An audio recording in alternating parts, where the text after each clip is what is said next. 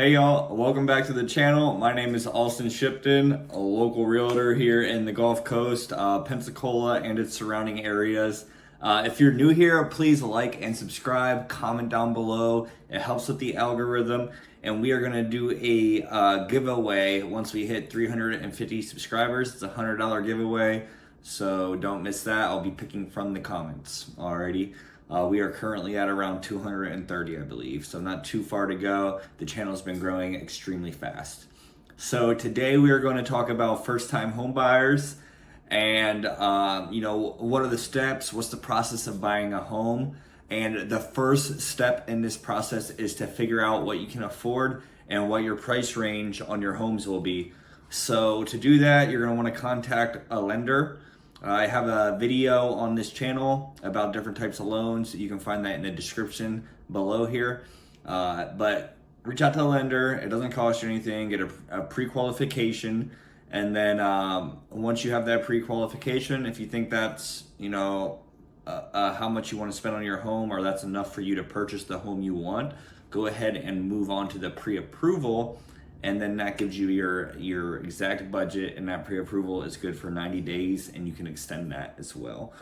So now that you know your budget, we'll move on to the next step. Keep in mind, when shopping for a home, not all homes are financeable, all right? You'll see a lot of lower priced homes that might need some work done to them. Chances are the bank is not gonna approve that loan. So something to look out for when you're shopping is a newer roof, a new water heater, and a new AC.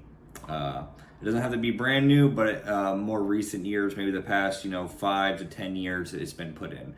If you have those, it will help bring down your insurance costs, and the bank will have no problem lending you on that home. Once you find that home that you want to submit an offer to, there's a few different real estate contracts. Now, the only one I recommend and use faithfully is the FAR as is contract for real estate, and I'll use that with a few contingencies to protect my buyers. It ensures that they're protected and that they can get out with their earnest money. Now, what is earnest money? Earnest money is usually 1 or 2% of the home price, and when you submit your offer, you have 3 days to get that earnest money to the title company, which handles holding that money in an escrow account.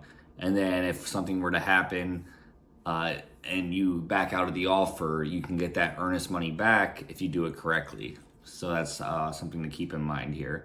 So on this offer, you want to do at least a 10-day inspection period.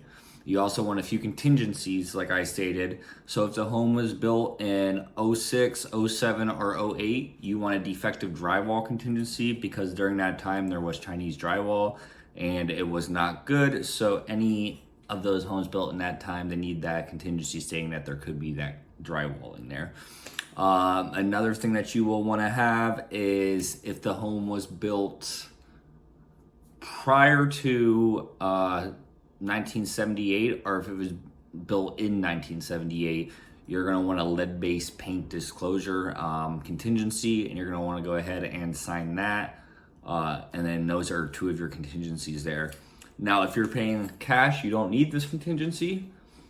But if you are financing, I highly recommend appraisal contingency as well, which sets a appraisal difference in there. So if the home appraises lower, you can still get out and get your earnest money back. Now, you're still going to be able to get out if it appraises lower, because the bank's not going to want to approve you for that home, so you're not going to be able to purchase it. So you can get out then, but if you don't have that contingency there, in a lot of the cases, the sellers get to keep that earnest money deposit that you gave to the title company. So keep that in mind.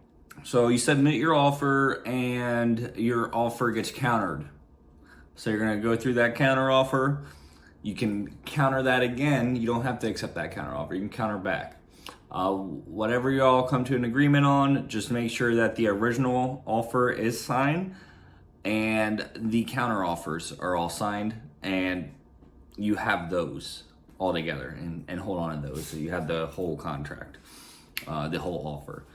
And once it's signed by both parties, it becomes active, and that's when your inspection period starts. These steps are critical. The first thing you want to do is call inspector and have that inspection for that home scheduled.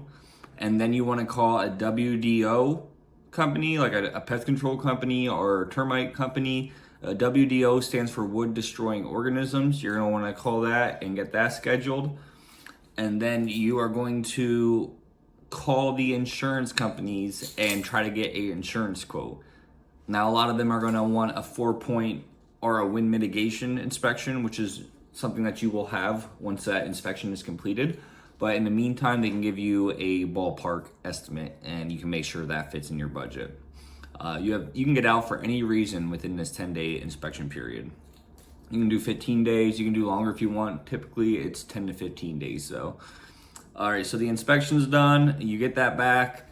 There's some very critical things. Typically, sellers are willing to either give you seller concessions at closing, so cash to fix those mistakes, or if there is, anything hidden that you can negotiate them to fix it, while you're under contract, because those are things that were not readily visible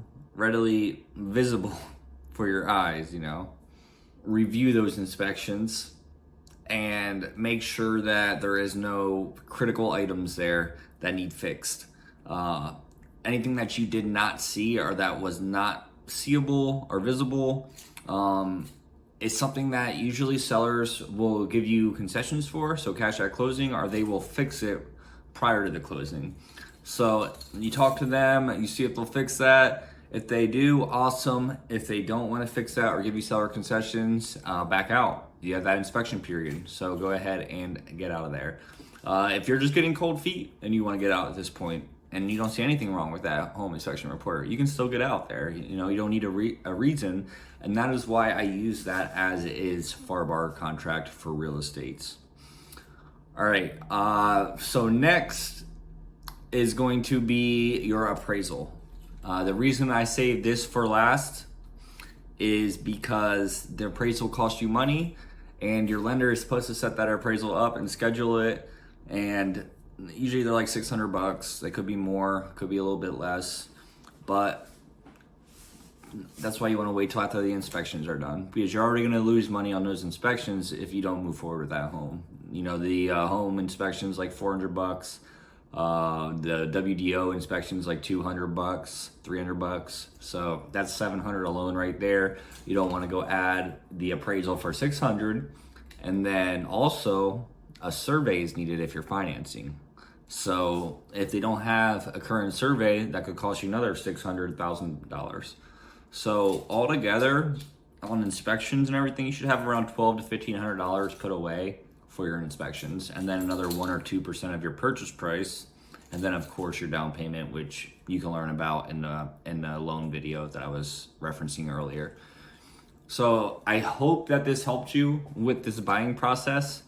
There is more to that. Once the appraisal comes back and it's good, you go to the closing table, and that's with the title company, and you close, you get the keys, and you're good to go. All right. Now, before you do buy a home, keep in mind you want to have about 3 to 6 months of bills put away and have like an emergency fund just in case anything were to happen in your life. You are able to pay that mortgage, because homeownership is amazing. It's really how you can start leveraging your debt, and it's like the biggest thing that a lot of people will ever own. The most expensive thing that people will own is a home, and you can really leverage that home to help you benefit and make money. So I hope this video was very helpful. Sorry I don't have any cut scenes or anything to show you today. It's been a little bit muggy out and just haven't felt like walking around out there. But y'all have a great week, and stay tuned for the next video. Like and subscribe. Once we reach, I think it's 350 subscribers, I'm going to do another $100 giveaway live. So keep liking the video, subscribe, and comment, and I pick from the comments down below. Y'all have a great week. Thank you.